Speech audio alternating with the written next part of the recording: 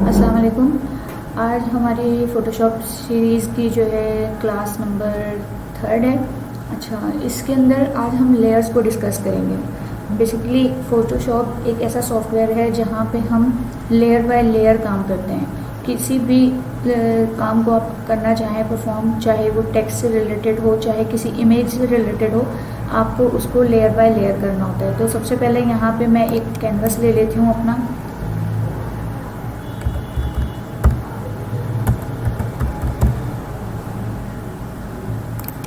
ये मैंने क्रिएट कर लिया अपना एक कैनवस, और यहाँ पे मैं कोई इमेज लेना चाहूँगी। सबसे पहले तो ये बताना चाहूँगी कि जब हम कोई भी लेयर लेते हैं, जब कोई भी नई फाइल लेते हैं, ठीक है, तो देखें, और हमारे पास एक बाय डिफ़ॉल्ट बैकग्राउंड लेयर आ रही होती है, सही है, और ये लेयर जो है हमेशा लॉक होती है। तो इस लेयर के ऊपर हम कोई काम नहीं करते, बिकॉज अगर इसके ऊपर मैं कोई भी काम करूँगी और उस काम को मैं मूव करना चाहूँगी, मैं आपको एक एग्जांपल दिखाती हूँ। जैसे कि मैंने यहाँ से अपना ब्रश टूल लिया और ब्रश की मैंने साइज़ को थोड़ा सा यहाँ से कम कर दिया है, इसकी हार्डनेस को थोड़ा सा बढ़ा दिया है, सही है, और मैं यहाँ से कोई भी कलर इसमें पिक कर लेती हूँ। देखें, ये यहाँ पे इस तरफ मेरे तमाम पैनल्स मौजूद हैं, और ये पैनल्स मैंने लास्ट वीडियो में भी आपको शेयर किया था कि किस तरीके से हम इन पैनल्स को अपने पास रख सकते हैं और किस तरीके से हम इन पैनल्स को जो अननेसेसरी लग रहे हैं उनको बंद कर सकते हैं। ठीक है, तो यहाँ से हमने एक कलर ले लिया है और हम अपना ब्रश टूल जो है वो इस पर फेर रहे हैं। ये देखें, अब अगर मैंने इस बैकग्राउंड लेयर के ऊपर ये काम किया है, अगर मैं मूव टूल से इसको मूव करना चाहूँ तो मैं इसको मूव नहीं कर सकती। ये एक मैसेज आया है, फ़िलहाल के लिए मैं इसको इग्नोर करूँगी। ठीक है, मैं इसको मूव नहीं कर सकती। ये काम बिल्कुल इसी तरीके से हो गया है कि जैसे आप किसी वॉल के ऊपर पेंटिंग कर देते हैं, ठीक है, और इसको आप मूव नहीं कर सकते। लेकिन अगर वही काम आप किसी वॉल के ऊपर कोई कैनवस ऐड करके, आप किसी तरह का बोर्ड ऐड करके और उसके ऊपर वो काम करते हैं, तो उसको आप जहाँ चाहे उस जगह से हटा के मूव कर सकते हैं। ठीक है, तो ये मेरा ख्याल है इस एग्जाम्पल से आपको थोड़ी सी बात क्लियर हो गई होगी। तो इस एक्शन को अगर मुझे वापस लेकर जाना हो, जो मैंने अभी कलर ऑपरेट इस पर कर दिया, तो उसके लिए आप कंट्रोल Z प्रेस करेंगे। कंट्रोल Z जो है वो अंडू करने के काम आता है। ठीक है, कंट्रोल Z मैंने इसके ऊपर कर दिया है। फिलहाल मैं क्या करूँगी, यहाँ पे देखें नीचे मेरे पास ऑप्शंस आ रहे होते हैं। एक आपको बिन नज़र आ रहा होगा, डस्टबिन, जहाँ पे मैं किसी भी लेयर को, ऐसी कोई लेयर जिसका मुझे कोई काम नहीं है या जो कि मेरी ख़राब हो गई है, उसे मैं यहाँ पे उठा के बिन में फेंक सकती हूँ। और इसी तरीके से यहाँ पे आपके पास न्यू लेयर का ऑप्शन आ रहा है क्रिएट न्यू लेयर के लिए। तो जैसे ही मैं इसको क्लिक करूँगी तो एक क्रिएट हो जाती है मेरे पास लेयर। ठीक है, और इसकी जो शॉर्ट की होती है क्रिएट न्यू लेयर के लिए, उसके लिए आप कंट्रोल शिफ्ट N करते हैं। कंट्रोल शिफ्ट N जब भी आप करेंगे तो यहाँ पे आपके पास एक न्यू लेयर ऐड हो जाती है। जैसे अभी मुझे अगर यहाँ पे इस लेयर को डिस्कार्ड करना हो तो मैं इसे ऐसे माउस से क्लिक करके नीचे ड्रैग करूँगी, ये डिस्कार्ड हो जाएगी। और अगर मुझे न्यू लेयर चाहिए तो कंट्रोल शिफ्ट N प्रेस करूँगी, तो यहाँ पे ये ऑप्शन आ रहा है। और मैं चाहूँ जो काम मैं इस पर करना चाह रही हूँ, चाहे मैं इस पर कोई सर्कल शेप कुछ भी बना के रखना चाह रही हूँ या इमेज रखना चाह रही हूँ, जो कि मुझे पहले से पता है कि मुझे ये ऑपरेशन इस पर परफॉर्म करना है, तो उसके लिए मैं यहाँ पर इसका नेम भी चेंज कर सकती हूँ।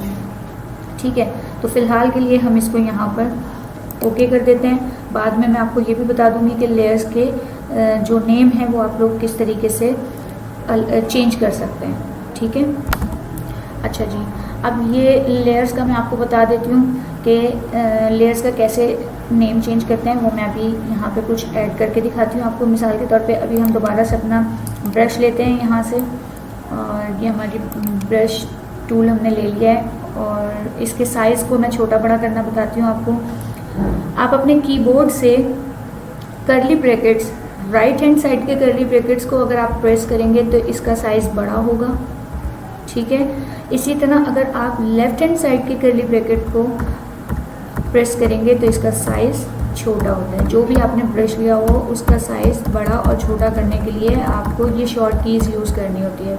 जस्ट कर्ली ब्रैकेट बड़ा करना है तो राइट हैंड साइड का कर्ली ब्रैकेट, और छोटा करना है तो लेफ़्ट हैंड साइड का कर्ली ब्रैकेट यूज़ होगा।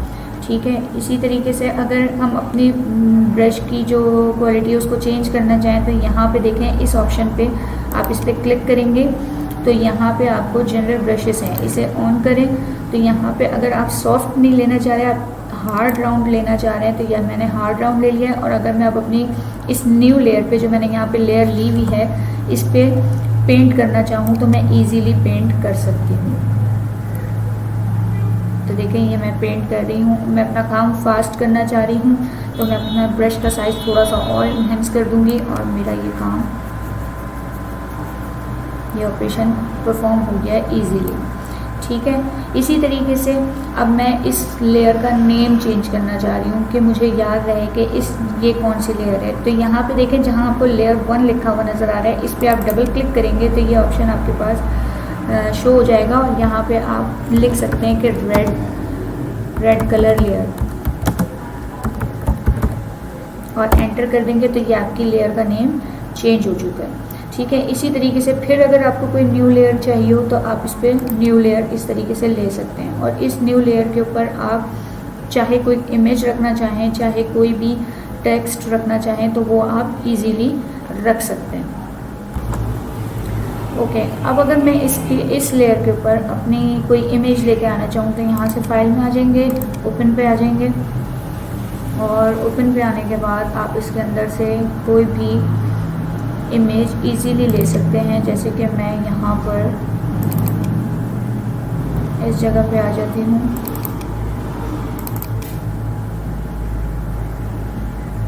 यहाँ मैंने कोई भी मुझे इमेज जो चाहिए हो मैं वो अपने पास ले सकती हूँ। लाइक मैंने इस इमेज को अपने पास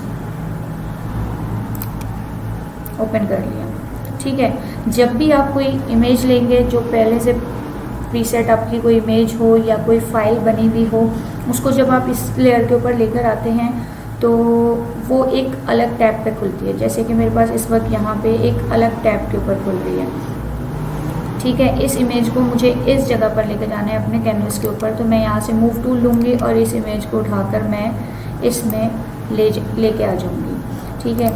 अब देखें यहाँ पे बीच में हमने जो एक न्यू लेयर ले ली थी, क्योंकि हम जब इमेज लेकर आते हैं तो हम वो ऑटोमेटिकली अपनी एक लेयर के साथ आती है। तो इस लेयर को अगर हम डिस्कार्ड करना चाहें तो हम इसको उठाकर सिंपली डिस्कार्ड कर सकते हैं और इस लेयर पे आ जाते हैं। अब देखें ये जो इमेज है मेरे पास, ये काफ़ी बड़ी इमेज है। मैं अगर इसको छोटा करना चाहूँ तो हम इसके लिए ट्रांसफॉर्म करेंगे। ट्रांसफॉर्म करने के लिए मुझे Ctrl+T प्रेस करना होता है। अब ये इतनी हाई रेजोल्यूशन इमेज है कि हमें जो ट्रांसफॉर्म करने के बाद जो नोड्स हैं वो भी फील नहीं हो रहे कि ट्रांसफॉर्म होने के बाद जो एक बाउंडिंग बॉक्स बना हुआ आता है किसी भी इमेज के साथ, वो हमारे पास शो नहीं हो रहा। तो उसके लिए मैं सिंपल इसको अपने कैनवस को जूम आउट करूँगी। जूम आउट करने की शॉर्ट की होती है हमारे पास Ctrl-, ठीक है। अब देखिए जैसे मैंने इसको जूम आउट किया है, यहाँ पे हमारे पास ये नोड्स बनी हुई आ रही हैं और हम शिफ्ट और ऑल्ट की मदद से अपनी इमेज के साइज़ को छोटा कर सकते हैं, ठीक है। जैसे मैंने यहाँ पे इस इमेज के साइज़ को इतना छोटा कर लिया। जितना आप रखना चाहें आप इस इमेज के साइज़ को एडजस्ट कर सकते हैं, ठीक है। यहाँ से फिर आप एंटर कर देंगे। अगेन आप जूम इन करने के लिए Ctrl+ यूज़ करेंगे। Ctrl+ for zoom in, Ctrl- for zoom out, ठीक है। यहाँ तक हमने इसको जूम इन जूम आउट कर लिया। अच्छा जी, अब अगर आप इसके ऊपर कोई टेक्स्ट रखना चाहें तो टेक्स्ट के लिए हमेशा यहाँ पे देखिए हमारे पास टूल्स के अंदर ये टी आपको बना हुआ नज़र आ रहा होगा, ये टेक्स्ट टूल कहलाता है, ठीक है। तो ये टेक्स्ट टूल, अच्छा ये भी बताती चलूँ कि इस लेयर की आप विजिबिलिटी भी अपनी मर्ज़ी से कंट्रोल कर सकते हैं, ठीक है। यहाँ पे देखें हमारे पास ऑप्शन होता है ओपेसिटी का। तो अगर मैं चाहूँ कि इस लेयर की जो ओपेसिटी है वो थोड़ी कम हो जाए तो उसके लिए देखें यहाँ पे ये ऑप्शन होता है, इससे हम इसको कम कर सकते हैं, ठीक है। अब आप फील कर रहे होंगे कि पीछे जो रेड कलर है वो भी इसके साथ मर्ज हो रहा है, क्योंकि ऑलरेडी हमारी जो इमेज है वो रेड स्ट्रॉबेरीज के साथ है और हमने पीछे जो कलर भी लिया हुआ है वो भी इत्तेफाक से रेड कलर है। तो अगर मैं थोड़ी देर के लिए इसको बंद करके आपको दिखाना चाहूँ और मैं सिर्फ इसको ओपेसिटी का आपको लुक दिखाना चाह रही हूँ कि ओपेसिटी जब डाउन करते हैं तो उसकी इमेज की जो लुक बनती है वो किस तरह बनती है। तो देखें अब आपके सामने कुछ इस तरह की इमेज आ रही है, ठीक है, तो ये चीज़ आप ओपेसिटी को अपने कंट्रोल से सेट कर सकते हैं। इसके बाद यहाँ ओके, नेक्स्ट हमारे पास यहाँ पे कुछ ब्लेंडिंग मोड्स होते हैं, ठीक है, जिसकी मदद से हम इस इमेज को थोड़ा सा लुक चेंज कर सकते हैं इसका। मिसाल के तौर पे अगर मैं यहाँ से आपको जहाँ पे अभी नॉर्मल लिखा हुआ नज़र आ रहा है, मैं यहाँ से इसको खोलूँगी तो देखें ये हमारे पास ब्लेंडिंग मोड्स हैं, और ये कहीं ना कहीं कुछ इस तरह के इफ़ेक्ट्स देते हैं कि कहीं ये डार्कन इफ़ेक्ट्स दे रहे होते हैं तो कहीं ये लाइटन इफ़ेक्ट्स दे रहे होते हैं। इसमें इन मोड्स के ज़रिए हम अपनी इमेज को जो है जब चाहें जिस तरह का आउटलुक देना चाहें वो आप इसमें देखें चेंज कर सकते हैं। ये देखिए डिफरेंट इमेजेस के साथ रख के इसको ट्राई कीजिएगा कि इससे आप किस तरह के डिफरेंट मोड्स दे सकते हैं। अभी बेसिकली हो क्या रहा है कि पीछे रेड कलर का हमारे पास कलर है, अगर हम उस कलर को यहाँ से चेंज कर दें इस लेयर पे आके, जो हमने रेड कलर किया था बाय डिफ़ॉल्ट हमारे पास जो कलर होते हैं वाइट एंड ब्लैक, इसको इस तरीके से वाइट और ब्लैक जो है वो बाय डिफ़ॉल्ट होता है हमारे पास, ठीक है। तो बाय डिफ़ॉल्ट लाने के लिए इसको मैं यहाँ पे सिंपल एक क्लिक करूँगी तो ये देखें ब्लैक एंड वाइट आ चुके हैं। अच्छा, जो ये ऊपर वाला कलर होता है ये फोरग्राउंड कलर कहलाता है, और अगर इसमें आपको कोई चेंजेस करना हो तो सिंपल क्लिक करेंगे तो ये कलर की विंडो आपके पास आ जाती है और आप अपनी मर्ज़ी से जो कलर चाहें ले सकते हैं, ठीक है। फिलहाल मैं कोई चेंज नहीं कर रही। इसी तरह पीछे जो होता है ये बैकग्राउंड कलर कहलाता है, तो बैकग्राउंड कलर के लिए भी आप सिंपल एक क्लिक करेंगे, सिंगल क्लिक के ऊपर जो कलर आपको चेंज करना हो आप इसमें से अपनी मर्ज़ी से, मिसाल के तौर पर करके दिखा देती हूँ एक कलर में आपको चेंज, जैसे कि आपने ये कलर चेंज कर लिया, ठीक है। तो देखिए अब आपके पास by default black and white था, अब आपके पास ब्लैक और मैरूज कलर का जो है शेड बन रहा है, ठीक है। तो इस तरीके से आप जब चाहें अपने कलर्स को चेंज कर सकते हैं। और फोरग्राउंड कलर की जो शॉर्ट की होती है हमारे पास वो होती है ऑल्ट बैक स्पेस, ठीक है। इसी तरह बैकग्राउंड कलर की जो शॉर्ट की होती है हमारे पास वो होती है कंट्रोल बैक स्पेस, ठीक है। अब अगर मैं इस लेयर के ऊपर अपना कलर लाना चाहूँ, जैसे कि ब्लैक कलर है, मैं इस कलर को यहाँ लेकर आना चाहूँ तो मैं यहाँ पे शॉर्ट की हेल्प से लेकर आ सकती हूँ। ऑल्ट बैक स्पेस करूँगी तो देखिए यहाँ पे मेरा कलर चेंज हो गया है, ठीक है। अब इस लेयर पे आते हैं और यहाँ से इसका कोई ब्लेंडिंग मोड चेंज करके देखते हैं कि ये ब्लेंडिंग मोड से ये देखें इस तरफ से जितने भी आपके पास होते हैं darken, multiply, colour burn, linear burn और ये डार्कर कलर, ये सब डार्क इफेक्ट्स देते हैं। जबकि नीचे जो हैं ये इसके ऑपोजिट होते हैं, ये आपको जो है वो इसका ऑपोजिट काम करते हैं। ये लाइटन है, ये स्क्रीन है, तो ये आपको डिफरेंट शो कर रहे होते हैं, ठीक है। साथ साथ ये देखें कुछ इस तरह से भी ये वाला इफेक्ट देखें आप, फिर प्लस इसके साथ ये वाला इफेक्ट देखें, ये देखें, ठीक है। यानी इन सबको आप प्रैक्टिस के लिए यूज़ करके देखिएगा। साथ साथ मैं आपको बता चुकी हूँ ओपेसिटी से हम अपनी इमेज की ओपेसिटी को कम करके भी चेक कर सकते हैं। प्लस अगर मैं इसके ऊपर अब फर्ज करें मैं यहाँ पे ओपेसिटी को डाउन कर देती हूँ थोड़ा सा, तो देखें पीछे वाली इमेज के साथ आपकी पीछे वाली इमेज भी आपकी शुरू हो गई है दिखना इसके अंदर से, ठीक है। तो यहाँ पे अगर आप टेक्स्ट की कोई लेयर ऐड करना चाहें तो हम टेक्स्ट की लेयर यहाँ से टेक्स्ट टूल से ले सकते हैं। टेक्स्ट टूल पे मैंने क्लिक किया है और यहाँ पे हमारा साइज़ आ रहा होता है। जब हम टेक्स्ट टूल लेते हैं तो यहाँ हमारा साइज़ आ रहा होता है, ठीक है। इस साइज़ को हम अपने हिसाब से कंट्रोल कर सकते हैं। अगर शॉर्ट की से कंट्रोल करना चाहें तो कीबोर्ड से आपको अप एरो जो है वो साइज़ को बढ़ाता है और डाउन एरो जो है वो साइज़ को कम करता है, ठीक है। जैसे मैं इस वक्त साइज़ को कम कर रही हूँ, ठीक है। इसी तरीके से यहाँ पे जो हमारे पास ऑप्शन होता है, यहाँ से हम जो फॉन्ट्स हमारे पास बाय डिफ़ॉल्ट होते हैं वो भी, और जो हमने अपने पास डाउनलोड करके इंस्टॉल किए होते हैं वो भी, ये तमाम फॉन्ट्स यहाँ आ रहे होते हैं, ठीक है। अगर इनमें से मैं कोई भी फ़ॉन्ट अपने पास इस वक्त लेना चाहूँ ये ले सकती हूँ, ठीक है। इसी तरीके से फ़ॉन्ट का कलर जो है वो भी आप चेंज कर सकते हैं यहाँ से। अभी मेरे पास जो कलर शो कर रहा है वो ब्लैक शो कर रहा है क्योंकि मेरे पास जो फोरग्राउंड कलर है वो भी ब्लैक है। तो यहाँ से मैं इसको अपनी मर्ज़ी से चेंज कर सकती हूँ। ये मैंने चेंज कर लिया और अब मैं अपना टेक्स्ट यहाँ पे राइट करना चाह रही हूँ। तो जैसे ही मैं सिंपल इधर क्लिक करूँगी तो देखें ये आपके पास टेक्स्ट लिखा हुआ आ रहा है। ये डमी टेक्स्ट है, हम अपनी मर्ज़ी से अपना टेक्स्ट ऐड कर सकते हैं।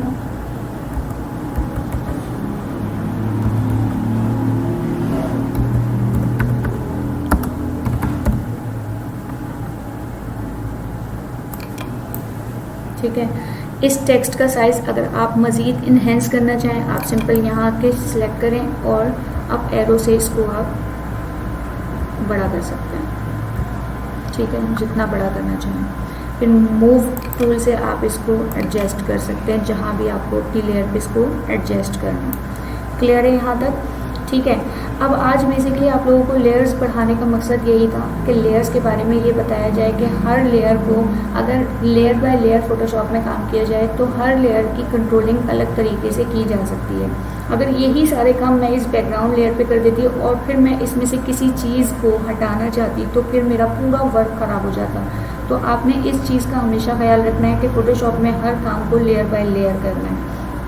और इससे एक फ़ायदा ये भी होता है कि किसी लेयर को आप किसी लेयर के ऊपर या पीछे लेके जा सकते हैं, ठीक है। जैसे अगर मैं ये स्ट्रॉबेरीज़ वाली जो लेयर है इसको उठाकर यहाँ ले आऊँ, ठीक है, तो अब आप देखें ये आपका टेक्स्ट इसमें शो किस वजह से हो रहा है, गौर से देखें। तो यहाँ देखें आपने इसकी ओपेसिटी लो की हुई है, अगर ओपेसिटी 100% कर दें तो अब आप देखें कि आपका टेक्स्ट पीछे से शो नहीं हो रहा। टेक्स्ट वाली लेयर आपकी स्ट्रॉबेरी की लेयर्स के पीछे चली गई है। अगर वापस लेके आना चाहें तो इसको पकड़ के सिंपल इधर कर दें। तो फोटोशॉप में एक सहूलत ये भी होती है कि आप किसी भी वर्क को किसी भी लेयर को आगे पीछे इजीली कर सकते हैं। साथ साथ एक लास्ट चीज़ आपको बताती जाऊँ, यहाँ पे अगर आपके पास बहुत सारी लेयर्स का काम हो तो यहाँ पे एक काइंड का ऑप्शन आ रहा होता है। इसमें जाके अगर आपने लेयर्स को कोई नाम दिया हुआ होता है तो आप जाके नेम पे क्लिक करें और वो नेम यहाँ टाइप कर देंगे। मिसाल के तौर पे मैं यहाँ पे रेड कलर लेयर कर देती हूँ। तो आप ये देखें जो मेरी रेड कलर लेयर थी वो ही मेरे पास इस वक्त आ रही है। तो उम्मीद करती हूँ कि आज का लेयर्स वाला जो सेक्शन है वो आपको समझ में आया होगा। और अगर किसी को कोई कन्फ्यूजन हो तो प्लीज़ कमेंट्स में क्वेश्चन कर सकते हैं और आप पर्सनल पूछ सकते हैं इस चीज़ के हवाले से। तो वीडियो पसंद आई हो, समझ आया हो तो प्लीज़ लाइक कीजिएगा, शेयर कीजिएगा। Thank you so much. अल्लाह हाफ़िज़।